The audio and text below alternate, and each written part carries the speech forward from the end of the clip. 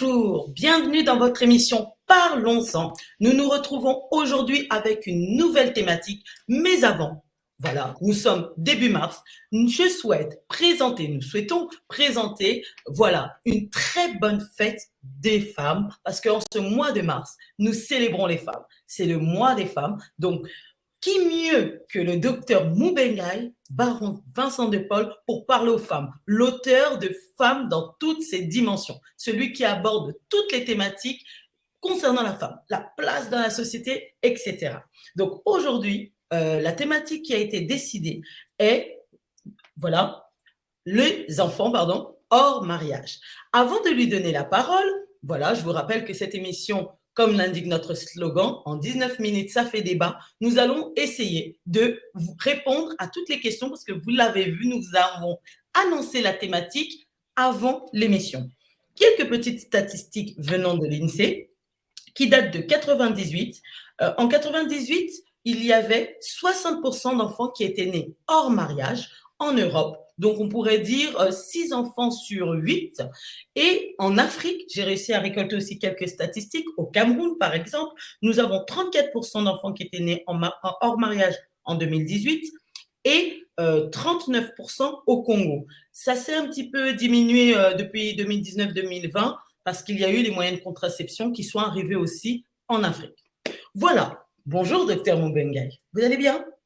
Bonjour, Monsieur Guette. Shalom, ça va, je vais bien, grâce à Dieu. Et de ton côté? Très, très bien, merci. Alors, la thématique que vous avez souhaité qu'on aborde en ce début de mois de mars a déferlé les réseaux sociaux. Et avant de rentrer dans le vif du sujet, hors mariage, avant, on disait l'enfant illégitime, etc. Est-ce que, selon vous, il y a plusieurs termes pour définir un enfant hors mariage? Quelles sont les catégories que vous pouvez nous citer? Bon, déjà, pour le catégorie, quant aux enfants hors mariage, il y a d'abord les enfants qu'on connaît, n'est-ce pas, ou qu'on donne naissance avant qu'on ait contracté un mariage. Ce sont des enfants hors mariage. Dans sa jeunesse ou dans ses fiançailles, il y a eu un faux pas et puis voilà, un enfant est né. Ou dans l'aventure du cours de la vie, on n'a pas souhaité, mais de l'autre côté, on a refusé donc on a gardé cet enfant, voilà, et on lui a donné naissance. Ça, c'est la première catégorie. La deuxième catégorie, c'est lorsqu'on est dans un mariage, n'est-ce pas, et on va trouver ailleurs, soit par aventure, soit parce qu'on veut avoir un enfant, parce qu'on ne sait pas l'avoir à la maison, on ne sait pas le faire à la maison.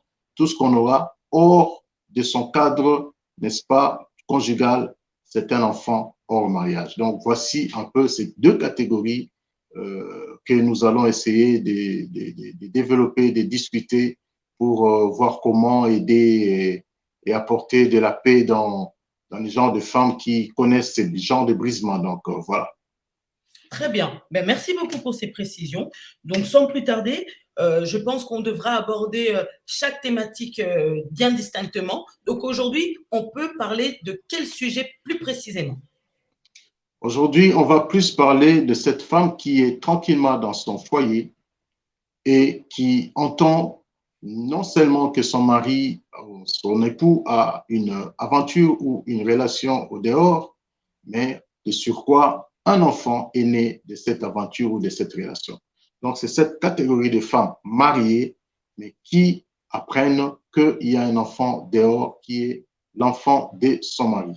On peut aussi inverser le rôle, mais dans ces cas-là, il y a probabilité de moins de chances de trouver, n'est-ce pas? Mais les cas, comme on dit, les cas spéciaux, ça ne manque pas, les exceptions. Donc, il y a quand même aussi des femmes qui ont aussi, n'est-ce pas, en dehors, eu des enfants, cependant que elle est dans son mariage, quelque chose l'a piqué et puis voilà, elle fait un enfant dehors. Donc, on va aussi voir le cas de cet homme qui trouve à connaître, n'est-ce pas, cette information et cette réalité à laquelle il doit plutôt affronter. Donc, nous allons parler de ces cas-là.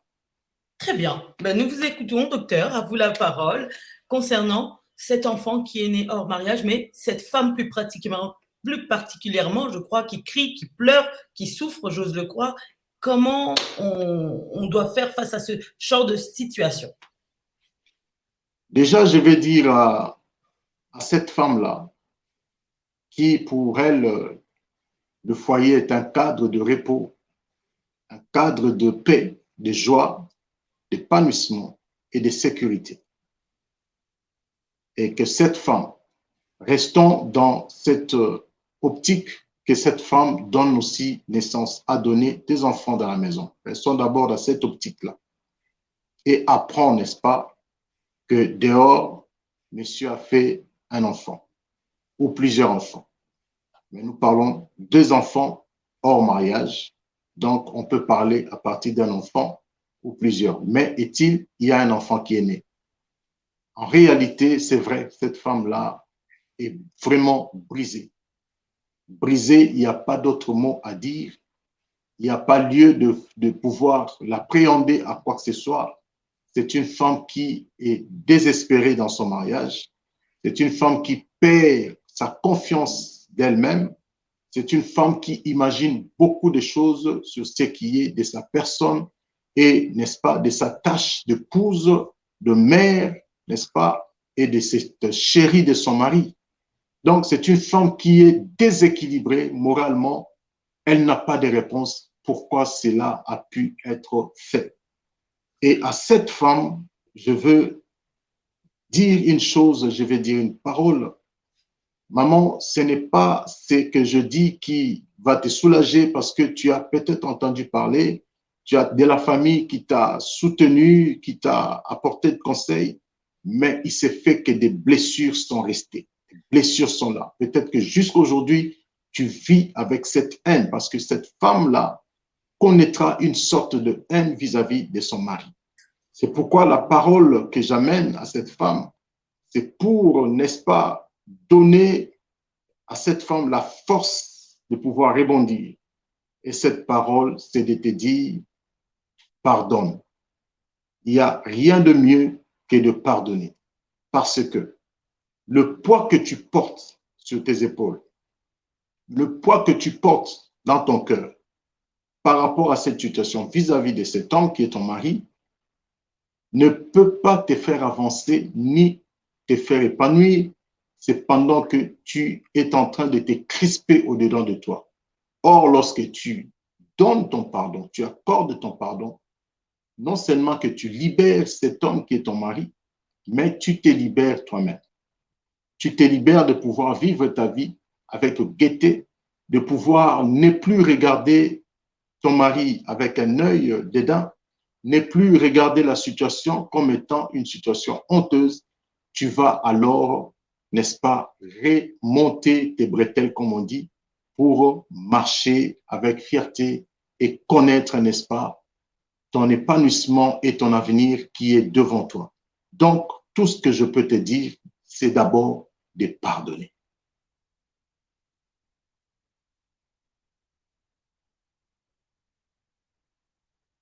Waouh, pardonner. Un grand mot, homme de Dieu, un grand mot. Où puiser cette force de pardonner? Comment pardonner la personne qu'on a tant aimée, hein? Ce mariage, le lien sacré du mariage qui a été cassé. Quand on dit pardonner, qu'est-ce que vous comprenez dans tout ça? Il faut pardonner son mari? Est-ce que pardonner veut dire qu'il faut accepter cet enfant qui est à l'extérieur? Où puiser cette force? Quelle réponse donner face à ce pardon qui est si facile à dire qu'à faire, si je peux me permettre? C'est une très belle question et une question pertinente que je vais répondre d'une manière aussi simple, tout simple. Vous savez, il y a une parole qui dit ceci. Dieu fait lever son soleil sur le méchant. Là commence la parole. Et sur le bon. Pour moi, si c'était moi qui avais écrit cette écriture, j'aurais dû dire, Dieu fait lever son soleil sur le bon et terminer par le méchant. Mais on a commencé sur le méchant. Mais dans cette affaire, ma soeur, maman, toi qui me suis, c'est qui les méchants? C'est ton mari. Mais voilà que Dieu qui est Dieu suprême et plein de bonté d'amour, il préfère et il accepte, malgré ce qui s'est passé, malgré qu'il a vu la méchanceté de cet homme, malgré qu'il a vu le brisement de ton cœur, mais Dieu continue à faire lever son soleil. La Bible dit son soleil, donc le soleil de Dieu. Si nous devons déterminer le soleil n'est qu'une source de vie. Le soleil n'est qu'un appel à la réussite, au succès par rapport à la vie. Pourquoi? Parce que Dieu donne le soleil comme la présidence de ta journée. Donc, la chose ou l'astre qui préside ta journée pour le succès, c'est le soleil. Pourquoi? Parce que dans la lumière, tu peux tout faire, tu peux tout voir et réussir sans broncher. Et Dieu préfère élever ou lever son soleil sur ce méchant de ton homme, de ton mari. Donc, c'est un type de pardon que le Seigneur fait déjà à cet homme. Parce qu'il dit sur le méchant et sur le bon. Donc, c'est une faveur, une grâce que Dieu fait à ton mari de pouvoir faire mieux le lendemain, de pouvoir reconnaître qu'il doit revenir vers toi pour réellement être humble et demander pardon et ne plus tomber dans ces choses-là. Donc, comment puiser cette force? C'est à regarder comment Dieu a pu pardonner cet homme. Voyez-vous, je vais donner un exemple, Miss Higuette. Il y a un homme qu'on appelle Étienne. Cet homme, il est en train de rapporter des choses intéressantes à son peuple, mais son peuple a choisi de le lapider. Et pendant qu'il était lapidé avec des grosses pierres, la parole de Dieu dit, cet homme s'écria et il dit, Seigneur, pardonne-leur, ne leur impute pas leur faute, ne leur regarde pas comme des coupables. Voyez-vous, ma sœur, cet homme-là qui est en train de croupir dans la mort avec de pierres sur son corps peut avoir la force de pardonner. Et vous pensez vraiment que la douleur de cet homme est moindre par rapport à ce que vous avez subi? Et d'ailleurs, vous n'étiez pas là, vous n'avez pas vu l'acte, vous avez seulement imaginé ce que votre mari pouvait avoir fait avec cette dame, mais vous n'avez pas assisté à l'acte. Donc, votre douleur ne surpasse pas celui de ces martyrs. Mais il a dit, pardonne-leur, ne leur impute pas leur faute, ne leur rend pas la culpabilité, ne leur rend pas cette culpabilité. Donc, c'est ce que je te demande, ma sœur, c'est ce que le Seigneur te demande, de pouvoir puiser ta force dans la parole de Dieu, en regardant à Dieu, qui même sur la croix dit, Père, pardonne-leur. Voilà ce que je peux répondre. Merci pour cette réponse. J'ai une question un peu plus, voilà, une expérience personnelle d'une maman qui nous a écrit, d'une femme, qui dit, voilà, mon mari a eu un enfant dehors, il me demande de pouvoir, voilà, m'occuper de cet enfant. J'appréhende le jour de la rencontre avec cet enfant parce que je ne sais pas si je serai l'aimer et j'aurais peur de m'occuper de cet enfant et par la suite que mon mari pense que j'ai pardonné et qu'il puisse recommencer. Que faire? C'est une très bonne réflexion et voilà comment je vais répondre à cette dame et à toutes les dames qui sont dans ces mêmes cas. C'est que nous fait, n'est-ce pas, les hommes, ce que les hommes nous font, ce que mon mari me fait, à vous, madame, qui me suivez, ce qu'on vous a fait, Dieu, cela ne le bouleverse pas trop. Par contre, Dieu attend de voir la réaction que tu vas, n'est-ce pas, manifester face à tout ce qu'on t'a fait. Dieu s'intéresse, n'est-ce pas, à ta réaction. Le douleur que tu subis, le mal qu'on t'a porté, on t'a fait subir, Dieu, le Créateur, ça ne le bouleverse pas trop. Parce que lui-même, il dit, le cœur de l'homme est tortué. Donc, ma sœur, ce n'est pas que tu es en train de donner à ton mari l'occasion de refaire ou de danser dans son coin pour dire, je l'ai eu, mais seulement tu es en train de frayer un chemin d'accès à la bénédiction que le Seigneur ou le ciel t'a réservée. La Bible nous demande, la parole de Dieu nous demande de faire du bien et de ne pas cesser de faire du bien. Et agir de cette manière, rencontrer cet enfant, prendre soin de lui, c'est lui donner la possibilité d'un avenir meilleur. Et c'est un bien que tu fais. Et aucun bien ne tombe sur terre. Dieu le rend toujours à cette personne qui a fait du bien. Donc, ma sœur, nous ne sommes plus dans l'état de cette époque où nous sommes dans la loi du talion, œil pour œil, dent pour dent. Non, nous sommes dans le temps où il faut savoir avancer et être libre, dégager même de ce que ta vie est en train de te réserver devant. C'est en profitant de faire du bien. Voilà. Waouh! J'espère qu'une femme qui nous suit va entendre ce message parce qu'il est très, très fort. Là, j'ai une dernière question, docteur Mubengai Baron Vincent de Paul, d'un homme. Et la question est la suivante. Je souhaiterais que vous répondiez en direct. Que dit le docteur Baron Mubengai concernant l'époque de la Bible où David avait plus de 300 femmes, où les hommes avaient beaucoup de femmes? Que dit-il au temps d'aujourd'hui? Est-ce que ça n'existe plus ou est-ce qu'il peut me démontrer que c'est banni? Pour lui, dit-il, il estime qu'il y a plus d'hommes que de femmes. Donc, je ne sais pas ce qu'il voulait dire par là. Est-ce qu'il se sent capable d'aider les femmes célibataires? Ça, c'est lui. Alors, par rapport à ce raisonnement, homme de Dieu, où les gens nous ramènent dans les anciens temps, dans les Saintes Écritures, où certains hommes avaient beaucoup de femmes, qu'est-ce que vous répondez à ça au jour d'aujourd'hui? Que dit la parole? La parole de Dieu est claire. L'apôtre Paul nous dit, n'est-ce pas, que je vous ai fiancé à un seul époux. Je vous ai fiancé. Nous sommes plusieurs à être fiancés à un seul époux qui est Christ. Et pourtant, David était le type de Christ qui montrait que Christ aurait eu beaucoup de fiancés, mais une seule épouse. Donc, on ne va plus aller se fier dans ce qui était l'image de ce qui doit être, qui est Christ qui est venu en réalité montrer, et la parole de Dieu est claire même pour dire que le Seigneur, lorsqu'il viendra pour présenter son épouse, ce sera d'une manière sans tache, ni ride, ni rien de semblable. Donc, son épouse sera parfaite.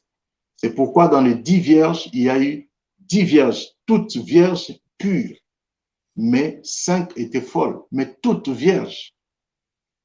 Tout simplement, la sélection de 5, mais qui sont considérées comme une épouse.